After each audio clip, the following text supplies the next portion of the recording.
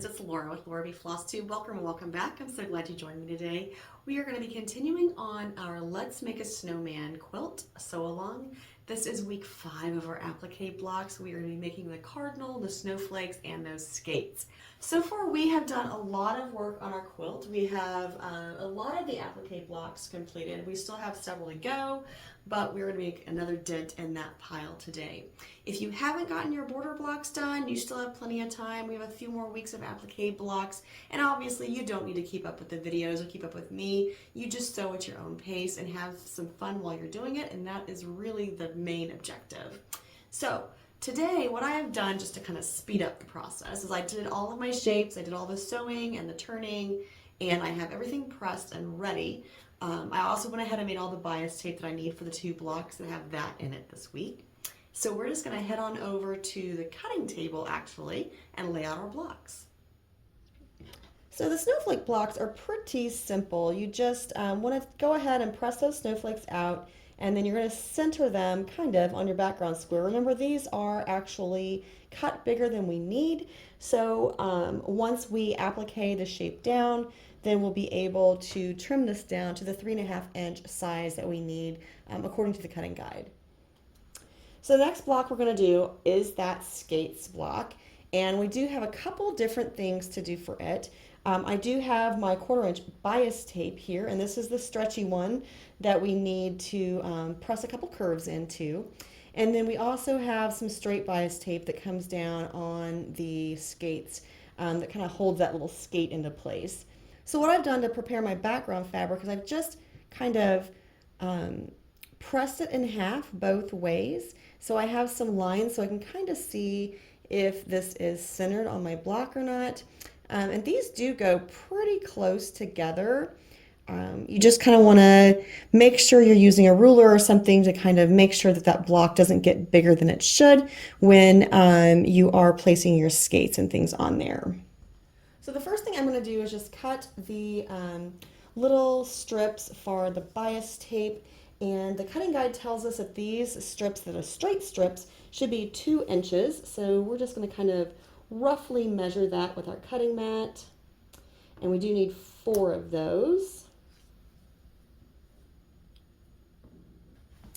The 2-inch length is cut that way just so we can tuck it a little bit underneath the skate. And then also it gets folded back upon itself for the other end because it actually goes on top of the skate part of the shoe. All right, so let me get my glue open here. And the first thing I'm going to do is just get those little ends glued back. Put a little dot of glue there and just fold that back. And I'm just going to lay those to the side for now.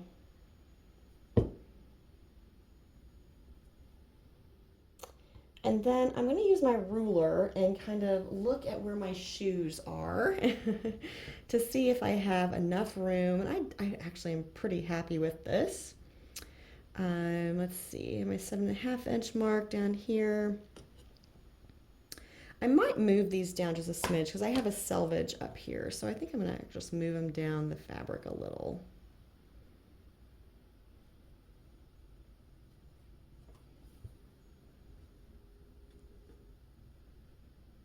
All right, that makes me happier. And then I'm going to go ahead and put a little glue underneath the shoe itself. And I am gluing kind of underneath this wide part and up the leg, but not, or up the ankle, I guess, but not all the way down to the bottom because I do want to be able to slip these little pieces underneath. And now I'm going to use my ruler just so they're the same on both shoes. And it is a 4.5-inch shoe. I'm just going to say that about 1 inch in from the heel and tip is where I want to put my little braces.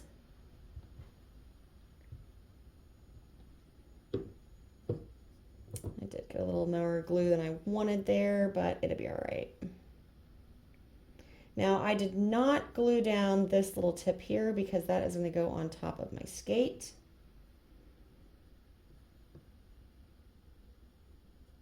And actually, let me make sure that this is the same too. I'm going to pull that back, because I definitely just want these just an inch.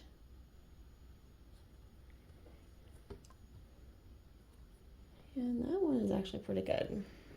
All right, so do the same thing down here. I'm just going to use my ruler and put a little dot of glue at the two spots where I want those coming down.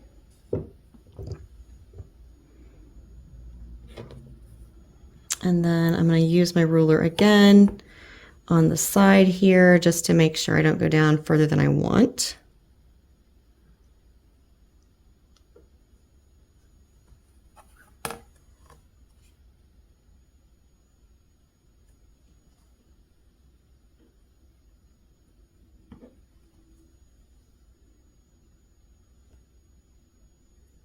All right, now that those are placed where I want them, I'm just going to flip those under, and I'm actually going to go ahead and put a little dot of glue up here as well, just to hold that end in place, just to give that little piece of bias tape a little more stability.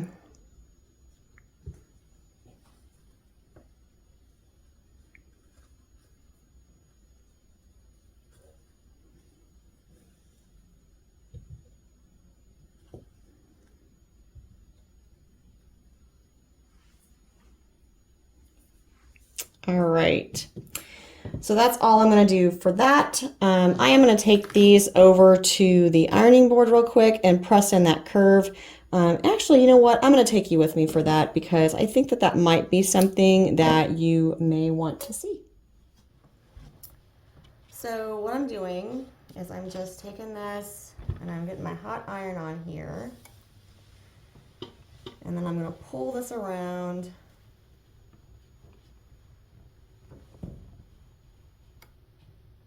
Back on itself. And I'm just going to let that hot iron sit there for a minute.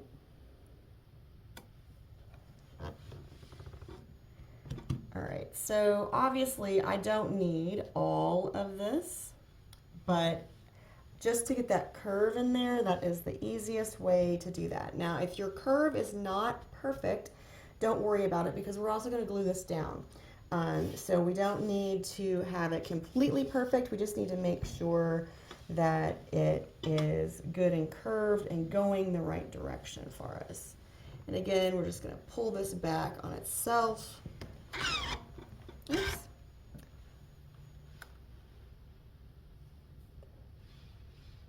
Now I cut these longer than I actually needed to, but that's going to work out well for me, because I don't have to worry about, you know, the waste or whatever on this. All right, so let's go back to the cutting board.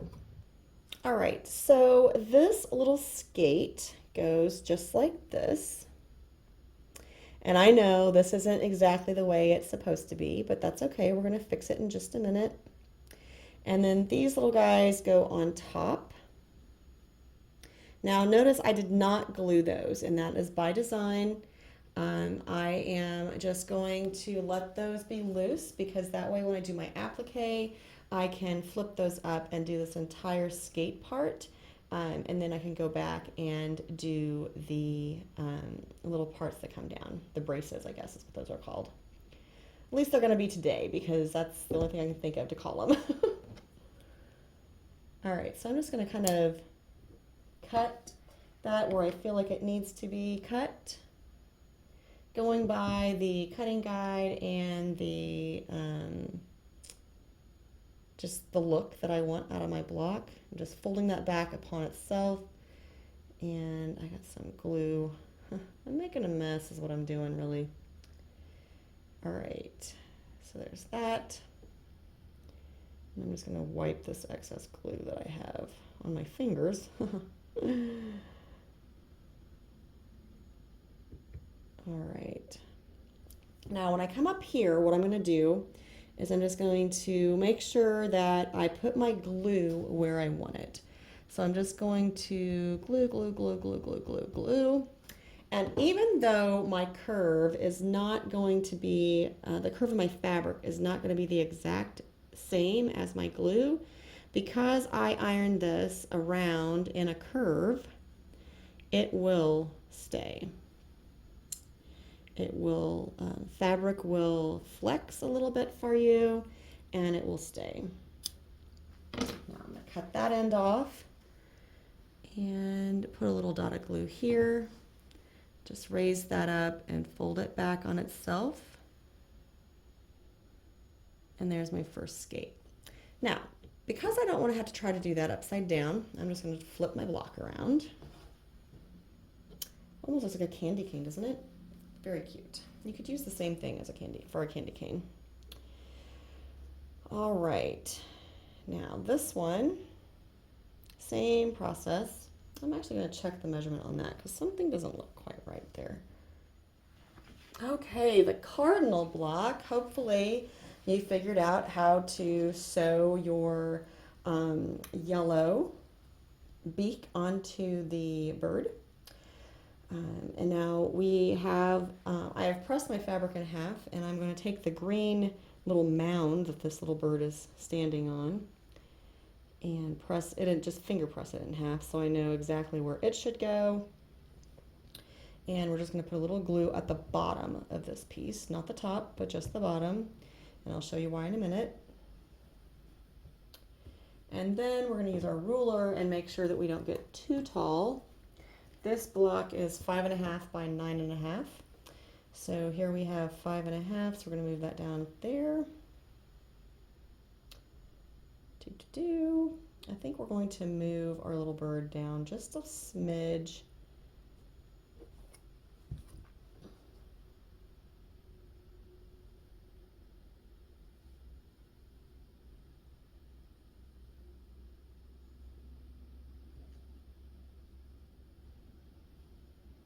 Just kind of using the cutting guide as a reference of how that bird is positioned over the mound. And now we just need a couple legs. And we will put a couple little dots of glue on the ends of these. And another one just where we want those legs to be. Now remember, when I glue, I don't glue to edges because that way I can lift things up. Oops, I glued the wrong side. That's all right. Okay, so there's one leg.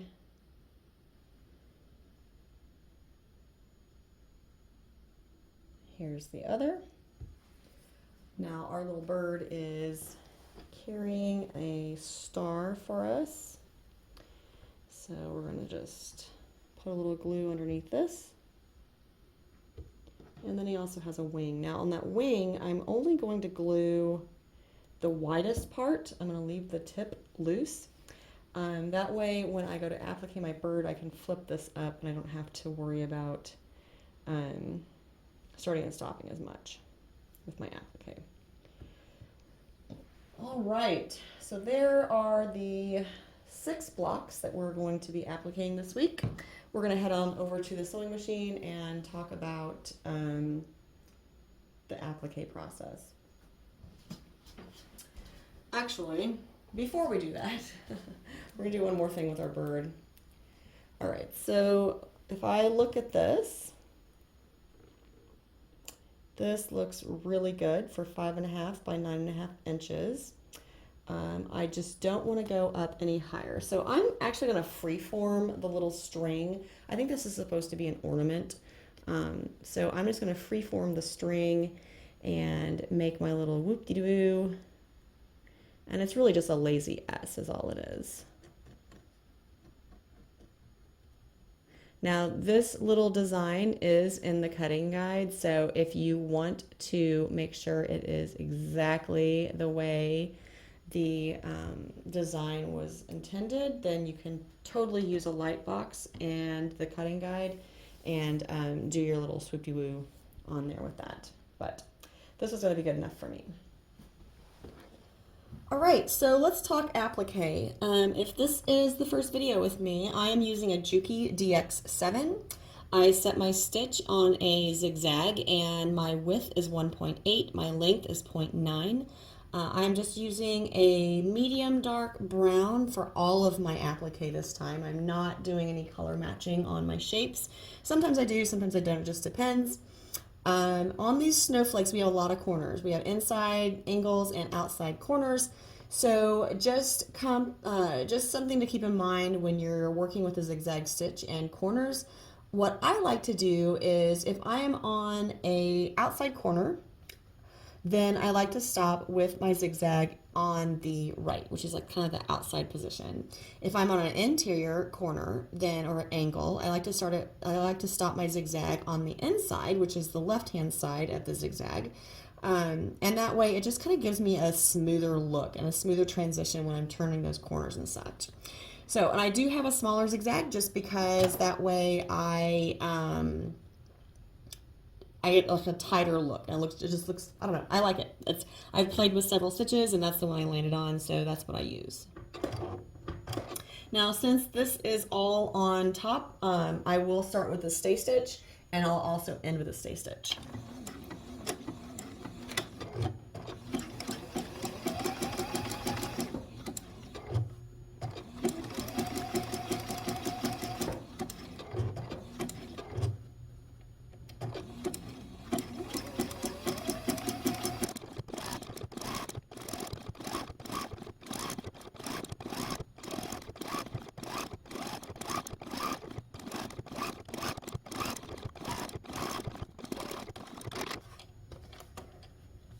All right, so there's our little snowflake. I have 3 more of these to do. I'm going to move on to the Cardinal, and then we will do the skates last.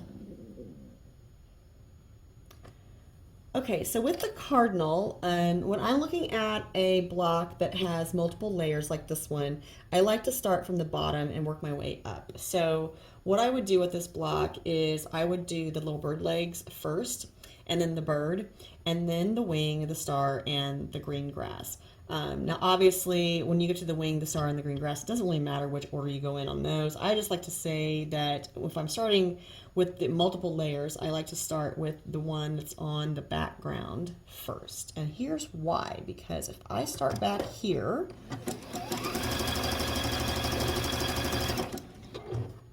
I can go ahead and go around this leg. And remember when I was gluing, I didn't glue things completely down, and this is another reason for that, just because that way you can lift and you don't have to worry about starting and stopping as much, and you also don't need to worry about some of your little jump stitches and things like that showing.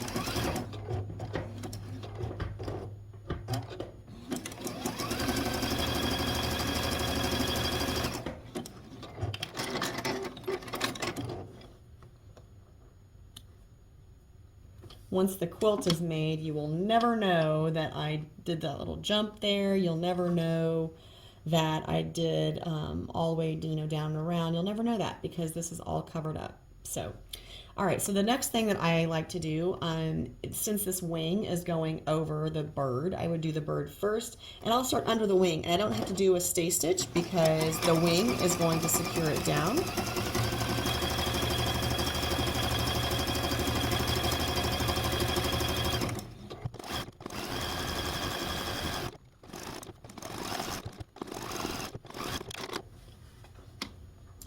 And then I am not going to start at the tip of that wing just because I feel like I'd like to be able to turn on that and make sure it's good and closed. So I'm going to start close to the bird body.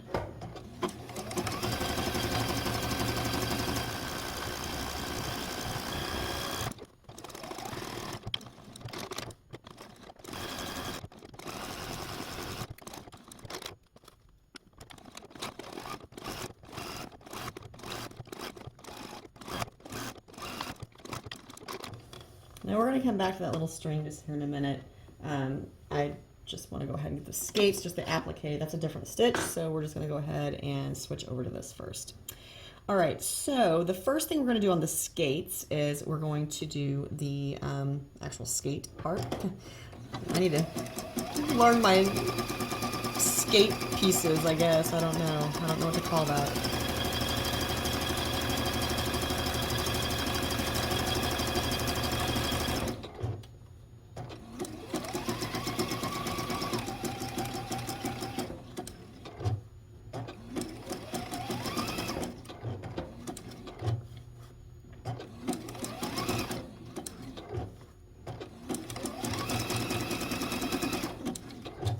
And just go slow around the curve.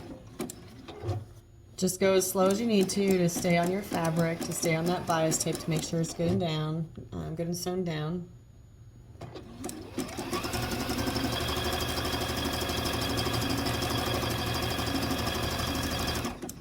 And remember, we didn't sew those little ends down. And here's why, so we can lift them back and keep going. We don't have to stop.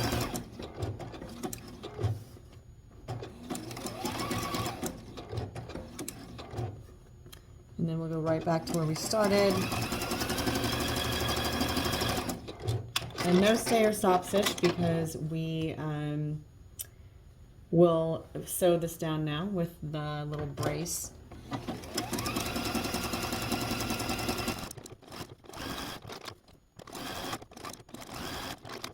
Okay, so I didn't do any stay stitches on any of that, but I will on the shoe because it's on the top of the block. It's the top layer.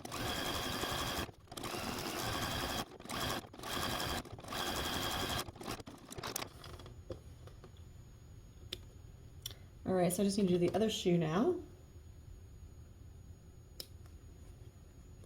All right, so the only thing left to do is this little swoop-de-swoop that is on the star. So I am going to use kind of like a blanket stitch. If you have a Juki DX7, it's number 5. And I'm going to grab a piece of, well, actually, no, I'm not. I'm just going to use the edge of my fabric over here because I know I'm going to trim this off anyway.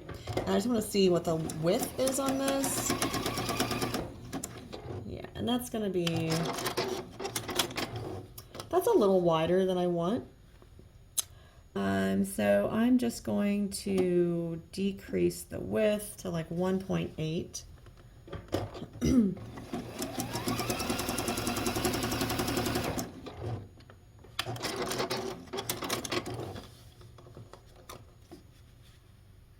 That's pretty good. All right, so I chose this one just because I do have another stitch that I like that goes back and forth. It's like a triple stitch, but it's really hard to do curves with it.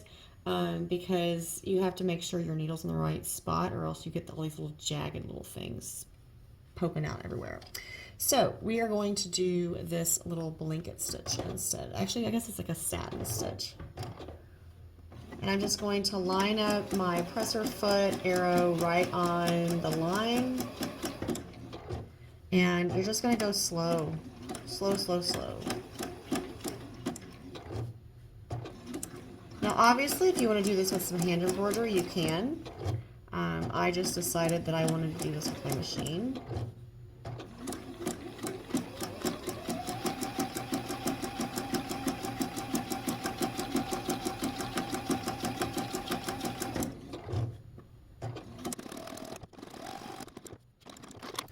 Now, the other thing I'm going to do is just kind of look at it and see. There might be a little spot right here that I want to fill in a little bit. So I'm just going to go back here and just fill that in a little bit better.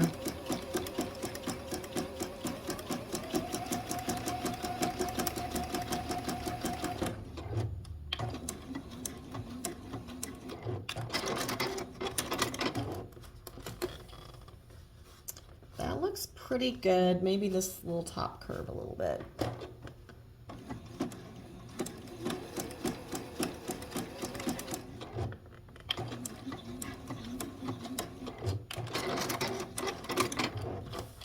Alright, so that is done. Just trim my little threads off of there.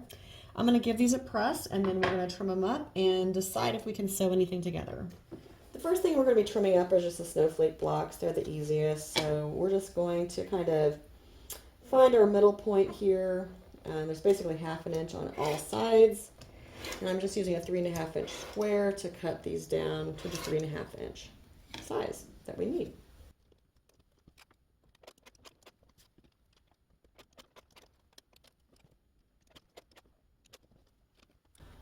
right, so now the bird is 5.5 by 9.5. I have my 9.5-inch square.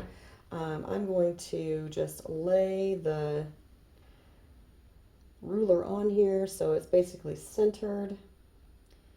It's 1.5 inches basically on both sides of it.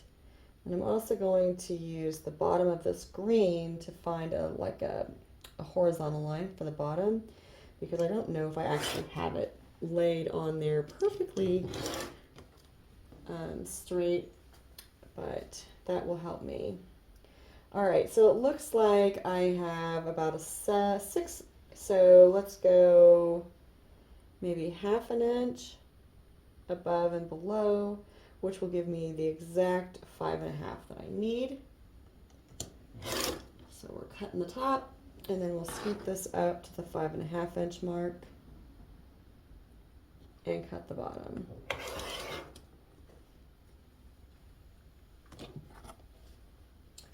Okay, and then we have the skates.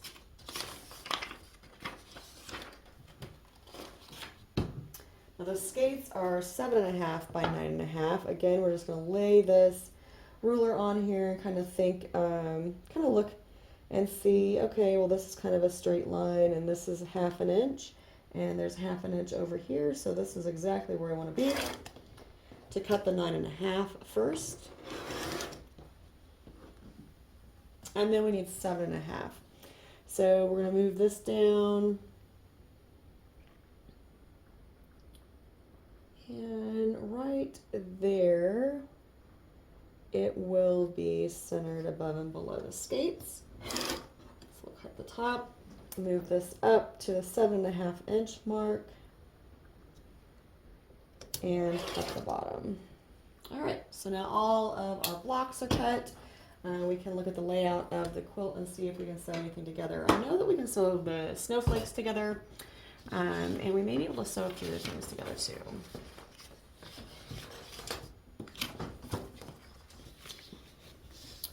Okay, so when we reference our quilt picture, you can see that we did sew this part right here together last week with the sled. But now we're also going to have these snowflakes. We already have our carrot, and we already have this piece, so we can sew all of this together. So it's a pretty big section that we get to sew together this week. So I'm going to grab all the blocks we need, and we'll start doing the assembly. All right, so the first thing we're going to sew together are all our little snowflakes. I am not going to worry about which snowflake is where, really. I'm just going to sew them together in the way that I want. If you want them exactly the same as the design of the original quilt, then make sure you refer to your cutting guide.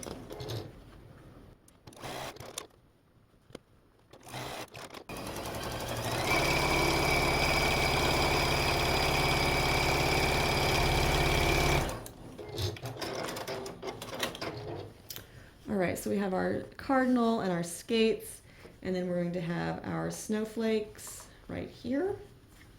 So we'll sew those on.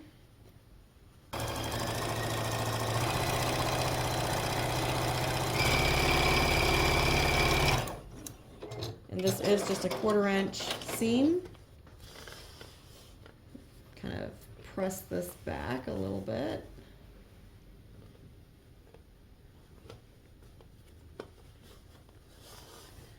All right, and now the snowman body and carrot go down below. All right, so now we're sewing the skates and the snowman body. I do want to make sure I'm conscious of my seams.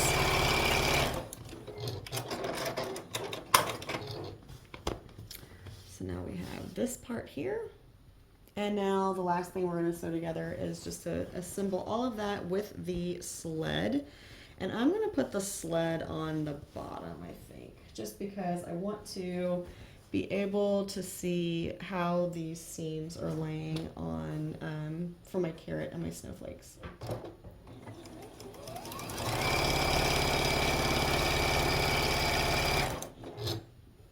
Now, there aren't any seams to match up along here because the sled is one big block.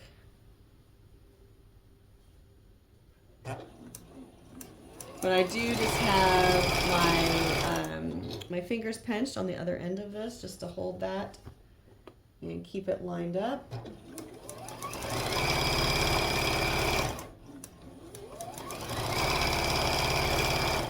I'm just paying attention to the way my seams are laying here, so they lay the same way on the other side. Gotta keep my quilt top nice and flat. Alright, I'm gonna press this and put it on the design wall for a reveal. Alright, so there we have it. Week 5 applique blocks are completed. We have our beautiful snowflakes, our skates, and our cardinal right here, and then all of this came together in this nice little section. Next week we'll be making a tree that goes right here. There's a birdhouse and then a snow shovel that goes over here. We won't be able to complete too much as section-wise next week, but we will be able to sew the tree and the cups together next week, so that'd be kind of fun. But yeah, these came together really quickly and I like the way they look. I love this little satin stitch that I used here instead of doing hand embroidery. And I like the way the snowflakes turned out, and everything just looks really good. So I'm really happy with the progress that I've made on this quilt. I hope you are happy with the progress you've been making on yours.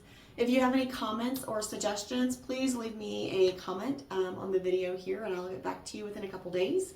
I really do appreciate everyone following along, reaching out, leaving comments, reaching out to me on other social media. Make sure you follow me on Instagram. I'm Laura B. FlossTube there as well. I try to post out pictures when I have new videos and other little things that are going on in my life. So I look forward to hearing from you soon in whatever manner you reach out. Don't forget that I do have some items in the Etsy shop for sale as well. So make sure you're checking those out and see if you see anything you might need for Christmas gifts. So until next time, I hope you're finding joy in all you do. Carve out some time for crafting and creating and make sure it's always happy stitching.